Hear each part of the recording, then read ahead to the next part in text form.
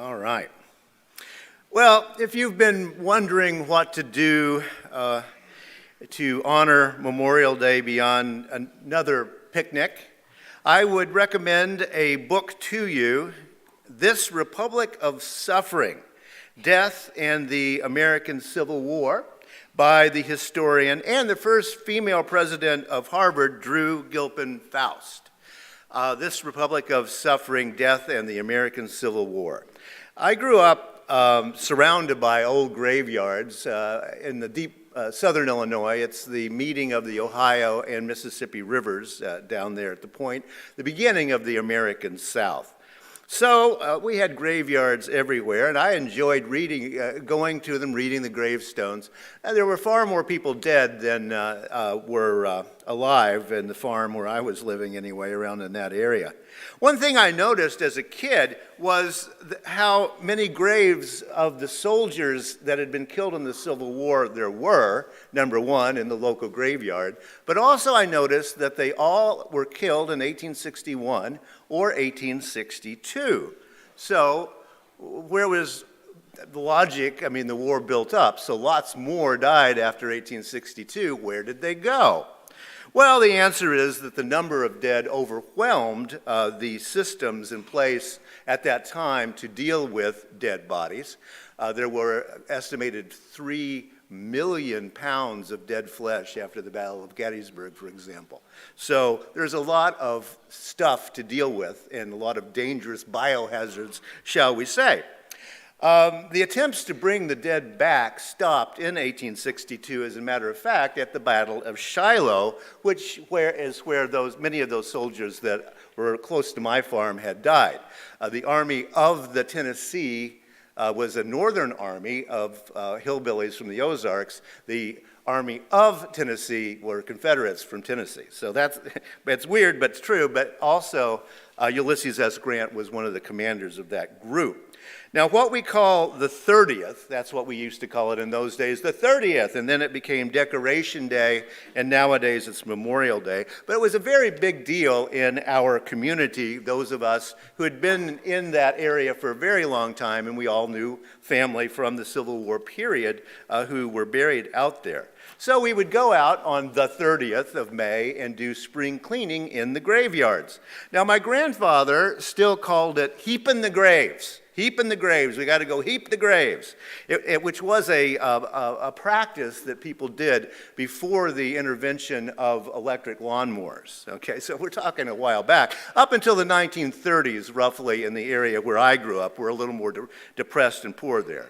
But Ozark folks dressed up the dead at home, of course, in the old days. My grandmother was the known neighborhood body washer of dead folk, and my grandfathers all dug graves during those times and built the coffins as well, and so those were wood. All right, so in many old cemeteries in the Midwest, you will see the stone outlines of some graves. If you look closely at this photo, you will see those little walls, those little Now, those are the rich folks who could afford to do that, and that's marking out where the person is buried, but it's also to hold in the dirt, because in those days, they simply heaped the earth back over the grave, and every spring they would go out and heap it again. Why? Well, because the caskets were made of wood, and they collapsed over the winter often.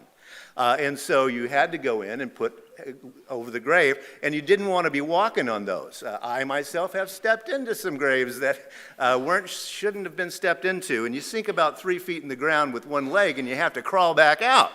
That's one of the reasons my grandfather was not entirely happy about that going away. He never got over the disrespect of walking over somebody's grave. So I learned early, in the Ozarks anyway, we always build cemeteries on an east-west axis. And the reason for that is that the dead person will sit up one morning facing east so that they can see Jesus Christ arriving from the east on resurrection morning. Now, this is a way that we honored our ancestors, the people who had gone before us and built this area. Not because we were watching in heaven and thinking we were going to go. I never believed in that, I don't quite think. But we wanted to do our best for honoring the dead. Well, as a non-theist, never have I ever used a phrase that you probably have heard in your time as well. And it should never be used in the same sentence as the word humanism, I think. But it's often quoted to kind of make a backward attack upon non-theists. And it comes from the philosopher Protagoras. He died in 400 BCE, speaking of ancestors, that's a while ago. And it's often quoted as, man is the measure of all things, with the follow-up, many people, oh, how sad, you poor folk, all you've got are human beings to measure things, right? I don't see it that way. Because actually, I can read a little Greek, and that ain't what it says, right?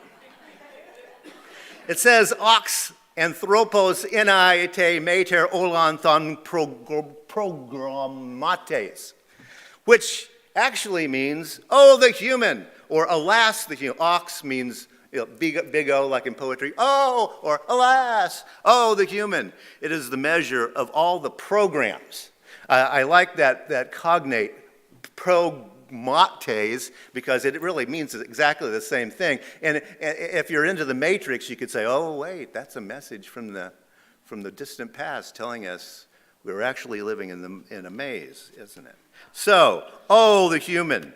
It is the measure of all things. And I think that's important for us to remember, that man is not proudly the measure of all things. It's sad that we do measure all things and think that we're actually measuring them. That's the mistake in the system. So sure, we do it, but it's always a mistake, according to Protagoras. Another ancestor reminds us of this. Quote, but if cattle or horses or lions had hands, or could paint with their hands and create works as people do, horses like horses and cattle like cattle also would depict the gods' shapes and make their bodies of such a sort as the form they themselves had. If horses created gods, they would look like horses and think like horses. That's Xenophanes. And yeah, he's talking about icons, statuary here, but there is the deeper truth that imagining, right? Imagine. When you image a god, it's going to probably be a lot like you. As the humanist ancestor Zora Neale Hurston put it, gods always behave like the people who make them. She follows that up pretty quickly by saying, that's a problem, right? And some of you may have remember a few weeks ago I mentioned Ludwig Feuerbach, a great German theologian who said theology is anthropology. Theology is anthropology. It's just human beings making up human things, was his claim. Which gets us to a question for the day. Can we human beings ever think or act outside the walls of our own subjectivity? Can we? But alas, to be completely honest about it, nobody knows the answer to that question, though we know that sometimes we can act in ways that are not selfish. Right? We can be compassionate, empathetic, but can we ever actually think outside of our own subjectivity? Ways that are not about me. Well, that runs us into trouble if we do. Can we figure out a way out of it? Take, for example, the greatest hit of the 60s, Buffalo Springfield lyrics, right? What a field day for the heat. Remember this? 1,000 people in the street singing songs and carrying signs, mostly saying, hooray for our side. It's an earworm, yes, but that it also is a very deep theological position, right? Basically, is all we say when we make moral decisions yum or yuck?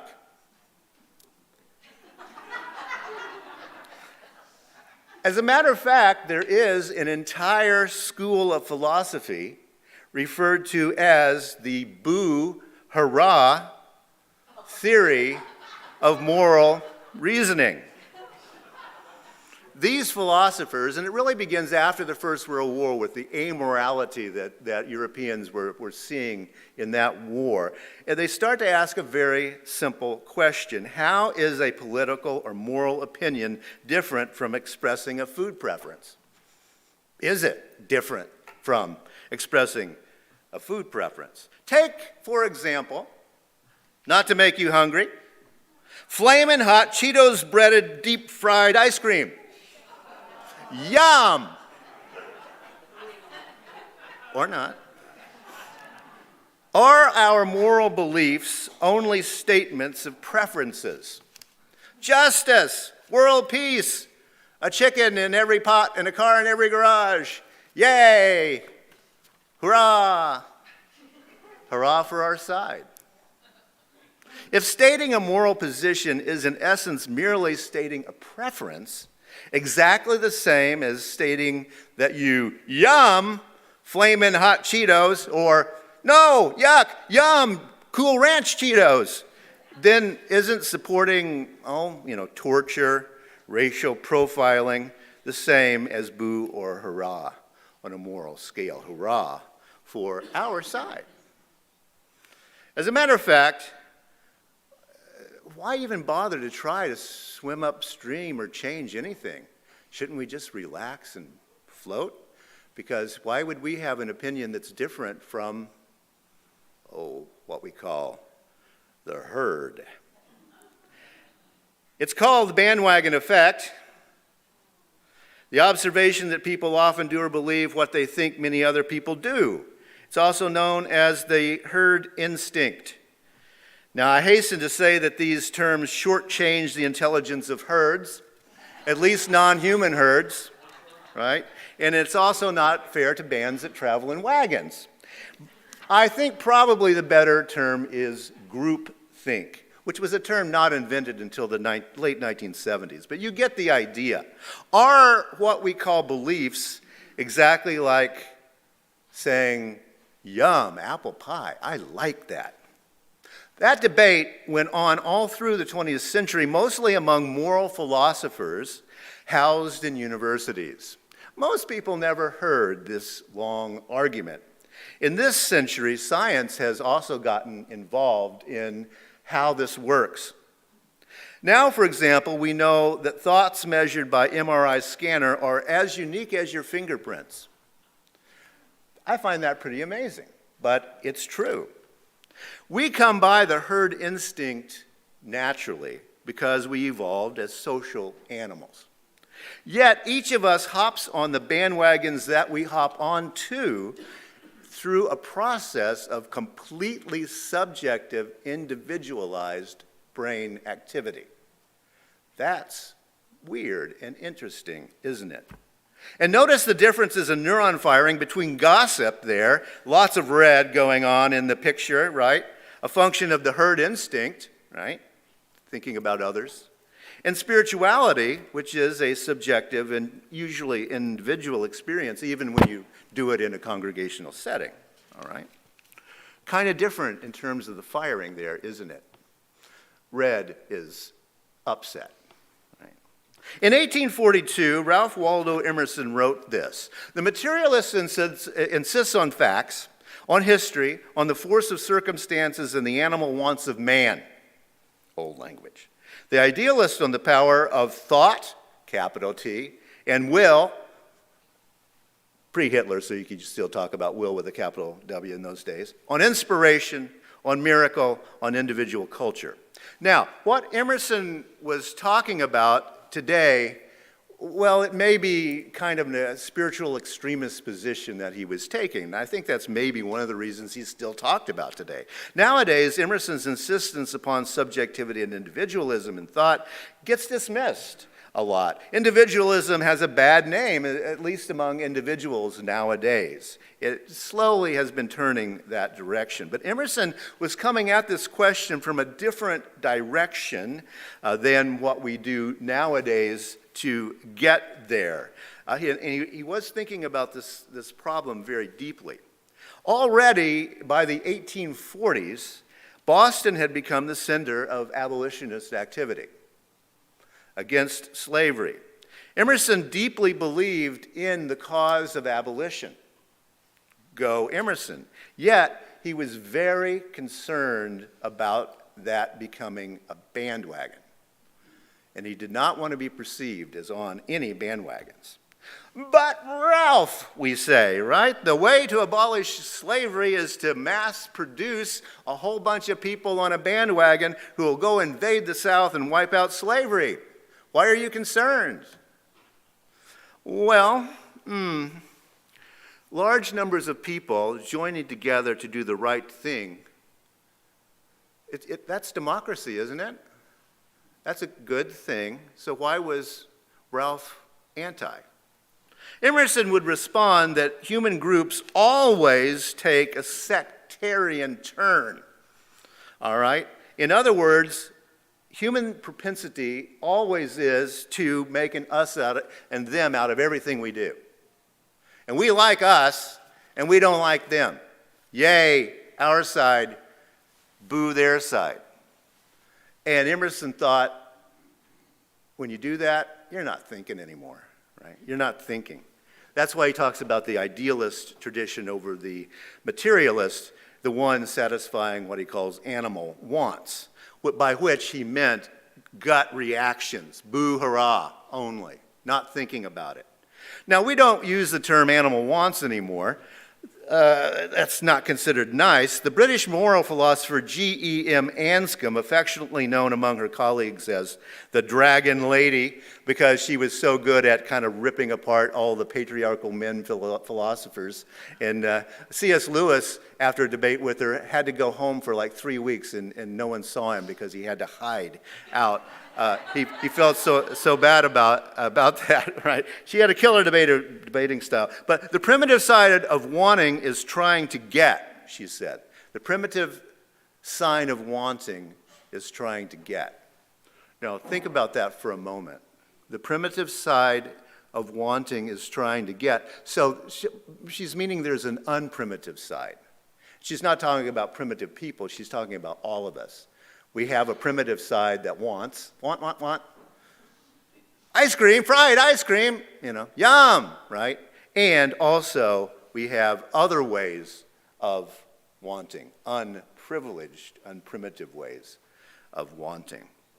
Note that Anscombe isn't using the term primitive in a derogatory way. It's possible to have a group of people who do not somehow all hop on a bandwagon, she thought. It has to be. There has to be a way for thinking people to decide morally what's going on without merely saying hurrah for our side. We can make moral decisions. That's what Emerson is saying as well. We can. We can think beyond yuck and yum. Emerson insisted upon this even as the United States rushed into the bandwagon of war. Anscombe insisted upon this in the wake of the Second World War and the revelations of Nazi atrocities. For example, go back to that flamin' hot Cheetos breaded deep fried ice cream. Yuck or yum, boo or hurrah, are those our only choices? Well, actually, it's possible to have further dimensions to that, isn't it? Perhaps you are, for example, lactose intolerant. Yuck or yum is no longer the reason that you don't eat ice cream, right? Or perhaps you're vegan because you object to industrial dairy farming. That's a moral reason. Yes, it's saying, boo, dairy industry, but an objection also might say, well, I'd love to have some, I just want the non-dairy variety of fried Cheetos. So, Emerson and Anscombe both saw the issues of justice in societies are just like that, right? They have the deeper meanings to them, but notice that those are individual wishes, not, because we're all not lactose intolerant, right? So then we can have an opinion, we can have an unconsidered opinion, but we can have an opinion beyond yuck or yum. How many moral reasons are there for fighting the banning of books, for example? My writers group is suing the state of Florida for this, right? It's freedom of speech. So, yay.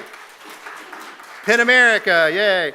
Okay, so that might be virtue signaling. We have that term nowadays, right? I'm against book banning. I want all my friends to like me because I know y'all are against book banning, right? That's a bandwagon, all right? On the other hand, perhaps I fight the banning of books because I deeply believe in the concept of a free marketplace of ideas. That ain't yuck. That's not boo, right? Perhaps I'm convinced that having a book on the shelves that affirms a child's personality and personhood is actually a socially valid and valuable thing to have. As a matter of fact, that's what I do think. And I think that you don't have to be a zombie to agree. If you happen to be a totally amoral leader, we've heard of some of those, who's interested only in leading human beings to particular conclusions and gaining certain things from that, the bandwagon effect is exactly what you want, isn't it? Come with me, mob. Emerson and Anscombe and many other moral philosophers hope to direct a sizable number of us away from the bandwagon effect. Examining our intentions is the very essence of inner work. Why am I saying boo? Why am I saying yuck? The philosopher Gloria Anzaldúa calls for us to consider the bandwagons we ride on, and she proposes this is the way to get off it. The creation of yet another culture, a new story to explain the world and our participation in it. A new value system with images and symbols that connect us to each other and to the planet. We'll imagine no bandwagon. But how do we explain the series of events that led to an American Civil War or a Nazi genocide? How do we comprehend a series of events that leads to the murder of George Floyd 3 years ago? Where might people acting in moral ways be effective in preventing injustice and murder? One of the curiosities of our national political debate concerning racism is that we liberals tend to blame systemic racism. It's a system, we say, groupthink at its most damaging. While political conservatives tend to explain racism, gun violence, etc., as a few bad apples, right? Bad individuals. Now think about this for a moment, okay? Isn't it interesting, liberals who insist upon individual freedom of thought, even to the point of wanting books in libraries to read, we see many societal problems as instances of long-term groupthink, systemic racism. While conservatives, who often insist upon social control down to the level of controlling an individual's ability to walk over and pick up a book, that measure of control, yet many conservatives see societal problems as instances of individualism. It seems like that would be the opposite if you stop to think about it. And don't both sides often get things backward? Individuals, even while considering their actions individually, too often operate out of groupthink, right? While groups, even when they think they are collectively good, may be operating out of complete subjectivity and individualism. A whole group of individuals. Alas, as Protagoras said, poor human beings. We continue to measure all things according to our preconceptions, unless we stop to think about it for a while. It's not smart to act like you did yesterday, because it led to the disaster we're living with today. Sure, yay humanity, boo humanity, whatever. We stumble, we humans, as often as we take a step. We know that about us. We don't have any wool over our eyes. Yet, we have people in our tradition saying we can think as individuals. We can think clearly if we really work on it. And, as we humanists say, we are all we've got.